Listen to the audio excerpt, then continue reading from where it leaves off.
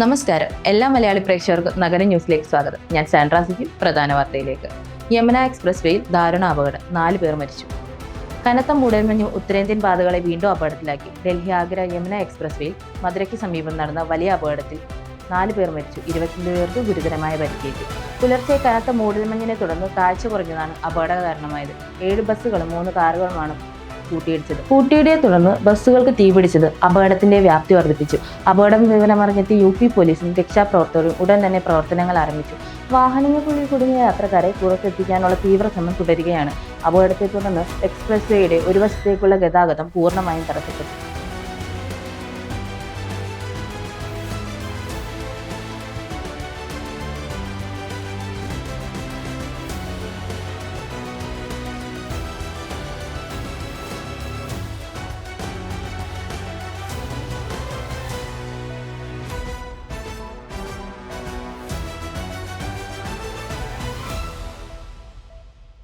കൊച്ചിൻ കോർപ്പറേഷനിൽ മേയർ സ്ഥാനത്തിനായി UDFൽ പോരും. ചരടുവലിയുമായി സാമുദായിക നേതാക്കൾ.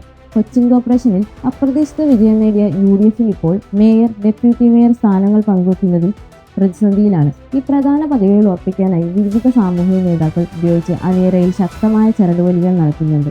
ഡെപ്യൂട്ടി മേയറെ തീരുമാനിക്കുമ്പോഴും പ്രധാന പരിഗണന സാമൂഹ്യ സമവാക്യത്തിന് തന്നെ. ഇത്തവണ കൊച്ചിൻ മേയർ സ്ഥാനം വനിതാ സംവരണമായി. എന്നാൽ UDFന്റെ തലവേദനയായി മാറിയത് മേയർ സ്ഥാനത്തേക്ക് പരിഗണിച്ചിരുന്ന 3 വനിതാ നേതാക്കളും വിജയിച്ചു എന്നതാണ്. DT Mary Varghese, VK Minimol എന്നിവരാണ് പ്രധാന പരിഗണനയിലുള്ളത്. KPCC ജനറൽ സെക്രട്ടറി എന്ന നിലയിൽ സംസ്ഥാനത്തെ നേതാക്കൾ VK മേരി വർഗീസിനാണ് മുൻതൂക്കം നൽകുന്നത്. മഹിളാ കോൺഗ്രസ് സംസ്ഥാന സെക്രട്ടറി എന്ന നിലയിൽ VK മിനിമോളുടെയും പേര് സജീവമായി പരിഗണിക്കുന്നുണ്ട്. ഇരുവരും ക്രൈസ്തവ വിശ്വാസികളും ഒരേ ഇടവകയിൽ നിന്നുള്ളവരുമാണ്. അതിനാൽ ഇവരെ അനുനയിപ്പിക്കാൻ സാമൂഹ്യ സാമുദായിക നേതാക്കൾ എന്ന തന്ത്രത്തിലൂടെ ഫലിക്കില്ല. ഇവർക്ക് പുറമെ ഫോർട്ട് കൊച്ചിയിൽ നിന്നും വിജയിച്ച ഷൈനി മാത്യു മേയർ സ്ഥാനത്തിനായി ശക്തമായി രംഗത്തുണ്ട്. തീവ്ര വർഗീയ പരാമർശവുമായി മുസ്ലിം ലീഗ് നേതാവ് CPMനെതിരെ ഗുരുതര ആരോപണം. മലപ്പുറം തെന്നല പഞ്ചായത്ത് മുസ്ലിം ലീഗ് പ്രസിഡന്റ് MP കുഞ്ഞുമൊയ്തീൻ നടത്തിയ തീവ്രവർഗീയ പരാമർശങ്ങൾ പുതിയ വിവാദങ്ങൾക്ക് തിരികൊളുത്തി. CPIM ഓഫീസുകൾ കേന്ദ്രീകരിച്ച് മുസ്ലിം പെൺകുട്ടികളെ ഹിന്ദു ആൺകുട്ടികൾക്ക് വിവാഹം ചെയ്തു കൊടുക്കുന്നു എന്നതാണ് പാർട്ടിയുടെ നയമെന്ന് കുഞ്ഞുമൊയ്തീൻ പരസ്യമായി ആരോപിച്ചത്. തെന്നലയിൽ LDF സ്ഥാനാർത്ഥി സൈദലി മജീദ് നടത്തിയ സ്ത്രീവിരുദ്ധ പരാമർശത്തിനെതിരെ പ്രതിഷേധ യോഗത്തിലായിരുന്നു ലീഗ് നേതാവ് ഈ പ്രസംഗം. മുസ്ലിം പെൺകുട്ടികളെ ഹിന്ദുക്കൾക്ക് വിവാഹം ചെയ്തു കൊടുക്കാൻ CPIM ഓഫീസുകളിൽ വെച്ച് സൗകര്യമൊരുക്കുന്നു. എന്നാൽ ഇതിന് വിപരീതമായ ഒരു വിവാഹം നടന്നാൽ അതിനെ ലവ് ജിഹാദ് എന്ന് പറഞ്ഞ് ആക്ഷേപിക്കുവാൻ ഇവർ തന്നെ മുന്നിലുണ്ടാകുമെന്നായിരുന്നു MP കുഞ്ഞുമൊയ്തീന്റെ പ്രസ്താവന. മതസ്പർദ്ധ വളർത്താൻ ഉദ്ദേശിച്ചുള്ളതാണ് ഈ പരാമർശങ്ങളെന്ന് ചൂണ്ടിക്കാണിക്കപ്പെടുന്നു. നേരത്തെ സൈദലി മജീദിന്റെ സ്ത്രീവിരുദ്ധ പരാമർശം വിവാദമായപ്പോൾ CPIM അദ്ദേഹത്തെ തള്ളിപ്പറയുകയും അദ്ദേഹത്തെ മാപ്പ് പറയുകയും ചെയ്തിരുന്നു. ഈ പശ്ചാത്തലത്തിലാണ് മുസ്ലിം ലീഗ് നേതാവ് ഈ വിഷയത്തെ പ്രസ്താവന മാറ്റി രംഗത്തെത്തിയത്. ഫാസ്റ്റ് ആൻഡ് ഫ്യൂരിയസിന്റെ ക്ലൈമാക്സിൽ റൊണാൾഡോ എത്തിയെത്തും. അഭ്യൂഹങ്ങൾ ശക്തമാക്കി വിൻ ഡീസലിന്റെ പോസ്റ്റ്. ഹോളിവുഡിന്റെ സൂപ്പർ ഹിറ്റ് ആക്ഷൻ ഫ്രാഞ്ചൈസിയായ ഫാസ്റ്റ് ആൻഡ് ഫ്യൂരിയസിന്റെ അവസാന ഭാഗത്തിൽ ലോകോത്തര ഫുട്ബോൾ താരമായ ക്രിസ്ത്യാനോ റൊണാൾഡോ അഭിനയിച്ചേക്കുമെന്ന് റിപ്പോർട്ടുകൾ ആരാധകർക്കിടയിൽ ആവേശം നിറയ്ക്കുന്നു. ചിത്രത്തിന്റെ നിർമ്മാതാവും കേന്ദ്ര കഥാപാത്രത്തെ അവതരിപ്പിക്കുന്ന നടനുമായ വിൻ ഡീസലാണ് ഈ ചർച്ചകൾക്ക് തുടക്കമിട്ടത്.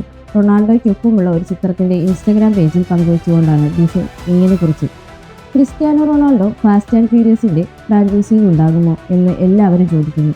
അദ്ദേഹം ഒരു യഥാർത്ഥ മനുഷ്യനാണ്. അദ്ദേഹത്തിനായി ഒരു റോൾ ഞാൻ എഴുതി വെച്ചിട്ടുണ്ട്.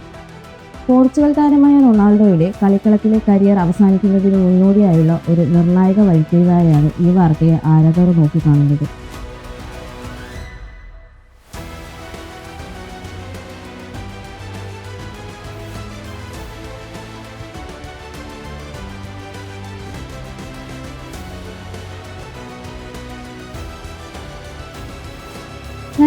ആരംഭിച്ച ഈ ആക്ഷൻ പരമ്പരയിലെ 11ാമത് ചിത്രമാണ് അന്തിമഭാഗമായി 2027 ഏപ്രിലിൽ പുറത്തിറങ്ങുക. ഫുട്ബോൾ ലോകത്തെ CR7 വീണ്ടും പ്രകടനം കാഴ്ചവെച്ച റൊണാൾഡോ വെള്ളിത്തിരയിലും അതേ തിളക്കം നിലനിർത്തുമോ എന്ന് കാത്തിരുന്നു കാണണം. IFFKക്കെതിരെ കേന്ദ്രത്തിന്റെ സെൻസർ കുരുക്ക്, രാഷ്ട്രീയ അജണ്ടയെന്ന് സജി ചെറിയാൻ. 30ാമത് അന്താരാഷ്ട്ര ചലച്ചിത്രമേളയെ പ്രതിസന്ധിയിലാക്കുന്ന കേന്ദ്ര സർക്കാരിന്റെ നടപടിയെ കടുത്ത പ്രതിഷേധവുമാക്കി സാംസ്കാരിക മന്ത്രി സജി ചെറിയാൻ. മേളയിൽ പ്രദർശിപ്പിക്കേണ്ട സിനിമകൾക്ക് സെൻസർ അനുമതി നിഷേധിച്ച നടപടി രാഷ്ട്രീയ പ്രതിരോധമാണെന്ന് അദ്ദേഹം ആരോപിച്ചു. നിലവിലില്ലാത്ത ഒരു പ്രശ്നം ഇത്തവണ കേന്ദ്ര സർക്കാർ ബോധപൂർവം സൃഷ്ടിക്കുകയാണെന്ന് മന്ത്രി പറഞ്ഞു. സെൻസർ എക്സ്പെൻഷൻ ആവശ്യമുള്ള 157 സിനിമകളുടെ പട്ടികയാണ് ഇൻഫർമേഷൻ ആൻഡ് ബ്രോഡ്കാസ്റ്റിംഗ് മന്ത്രാലയത്തിന് നൽകിയത്. എന്നാൽ മുമ്പൊരിക്കലും ഉണ്ടാകാത്ത ഈ വിധം എല്ലാ സിനിമകൾക്കും മന്ത്രാലയം അനുമതി നിഷേധിക്കുകയായിരുന്നു.